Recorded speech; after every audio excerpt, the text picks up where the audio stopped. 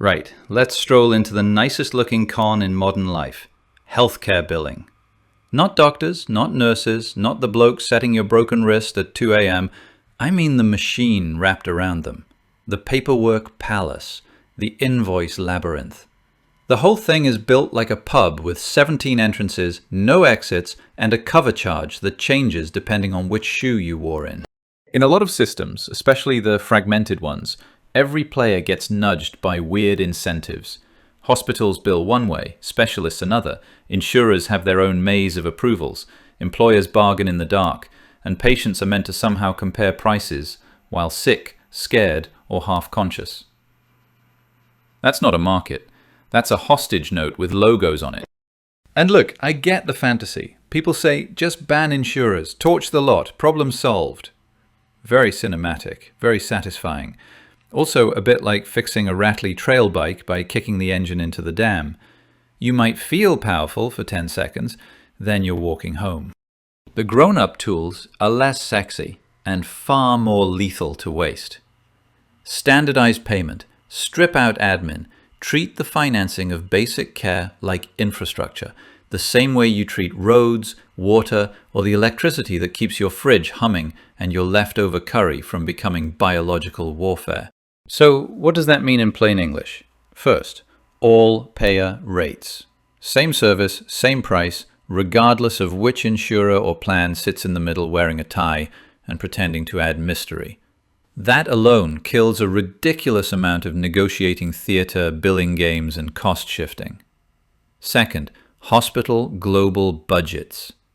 Instead of paying hospitals more because more things happen to more unwell people in more billable ways, you fund them with a predictable annual budget tied to the population they serve. It rewards stability, planning, prevention, not invoice origami. Third, universal catastrophic coverage. Because major illness and emergency use are wildly unpredictable, you do not know who gets trauma, who gets leukemia, who draws the short straw with a rare disease. And this is where people wander into nonsense with simplistic daily emergency ratios. Well, only X emergencies per day, divide by population, easy. No, that's misleading. Demand is lumpy, severe cases are expensive, and capacity has to exist before the crisis arrives. You don't build a fire brigade based on the average number of Tuesdays that caught fire last year. Here's the thesis, clean and sharp. Health reform gets cheaper when payment is standardized, administration is pared back with almost cruel discipline, and basic care is financed like public infrastructure rather than sold like mystery boxes. Not because illness becomes cheap, it doesn't, but because the system stops paying armies of people to argue over who owes what after the ambulance doors close. And if that sounds almost too simple, well, simple is dangerous. Simple kills off profitable confusion. And profitable confusion, my friend, has had a very good run. Now, the tempting bad idea. Flat optional pricing. A nice little menu. $20 for basic, $100 for cancer, $150 for cosmetic, whatever. Sounds tidy. Sounds entrepreneurial. Sounds like a bloke at a barbecue solved actuarial science with a napkin and half a sausage roll. But it fails for a very old, very boring, very merciless reason. Adverse selection. The people most likely to buy the expensive cover are the ones who expect to need it. The healthier crowd hangs back, underpays, or opts out. The risk pool gets sicker, prices jump, healthier people flee faster, and the whole thing starts eating itself like a snake with a startup pitch deck. That's why a workable version is mandatory and broad. A universal basic health contribution paired with taxes or income-based subsidies, so lower-income households aren't smashed and the funding base actually reflects the whole population. Everyone in, everyone covered for the essentials. No pretending you can run serious medicine on optional micro-subscriptions without the maths eventually taking a cricket bat to your kneecaps. Basic primary and routine care? Fund it predictably. You can borrow some logic from direct primary care style payments, not as a boutique cash club, but as a steady population-based stream to clinics for defined services. A clinic knows roughly how many people it serves, what preventive care it must deliver, and what access standards it has to meet. Less chasing itemized trivia, more keeping people well before they become an expensive disaster. Hospitals, same principle, at a larger scale. Population-based budgets. You serve this region, this age mix, this burden of illness, this rural load, this trauma profile. Here's the budget, here are the quality targets, here are the reporting rules. Not blank checks, not starvation either. Discipline. Then above that, a national catastrophic reinsurance layer for the stuff that can obliterate any local budget. Major trauma, cancer care, complex intensive treatment, rare but devastating conditions. That national layer exists because the worst costs are not something a suburb, a clinic, or a small insurer should be left to absorb like a punch to the teeth. You spread that risk as widely as possible, or the system goes feral. And yes, AI fits in here, but not as some silicon oracle diagnosing your chest pain alone in the dark. Easy, tiger. AI is assistive infrastructure.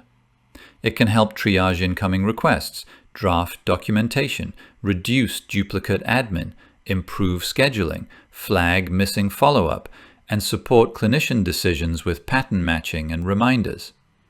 That matters because admin bloat is one of the fattest ticks on the dog. What AI should not be doing is replacing physicians in high-risk judgment calls, where ambiguity, context, and responsibility matter.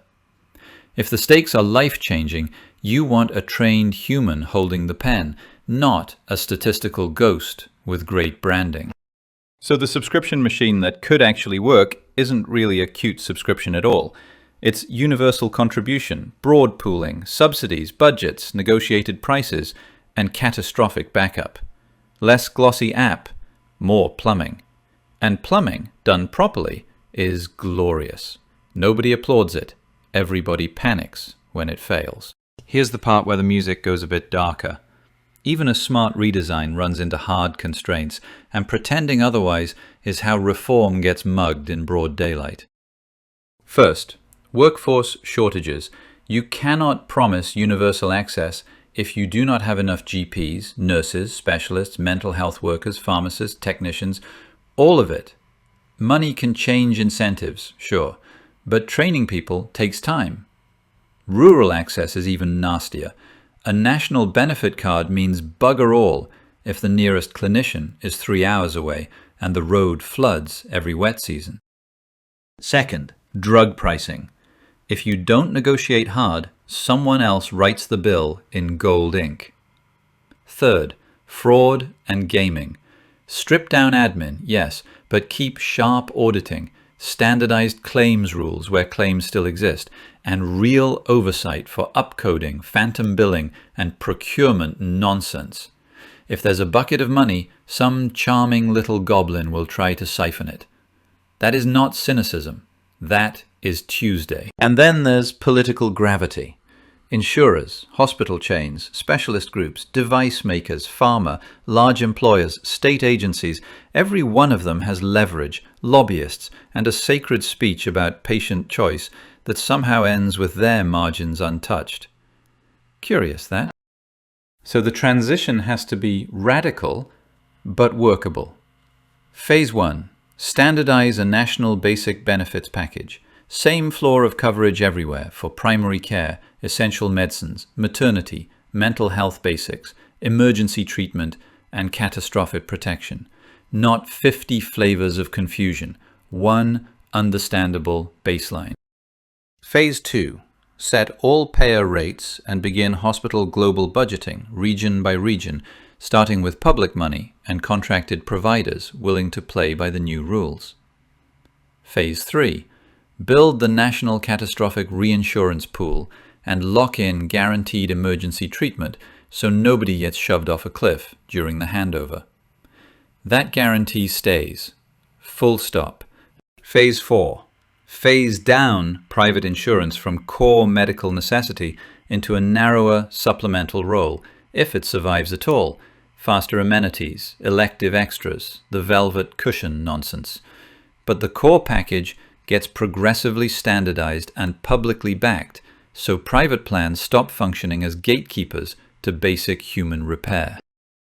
You'd also need income-based subsidies, transparent provider reporting, stronger rural workforce programs, and hard national negotiation on drugs and devices. None of that is glamorous, I know. It's like rebuilding a carburetor in the shed, greasy, fiddly, easy to botch if you get cocky. Where was I going with that? Oh, right. Systems are machines. Bad incentives make them chew people up. So no, the realistic revolution is not free healthcare in the fairy tale sense. Nothing is free. Someone pays somehow. The real revolution is disciplined healthcare. Fewer middlemen, simpler rules, negotiated prices, visible trade-offs, and broad risk pooling, so catastrophe doesn't bankrupt random families because fate had a little joke in mind.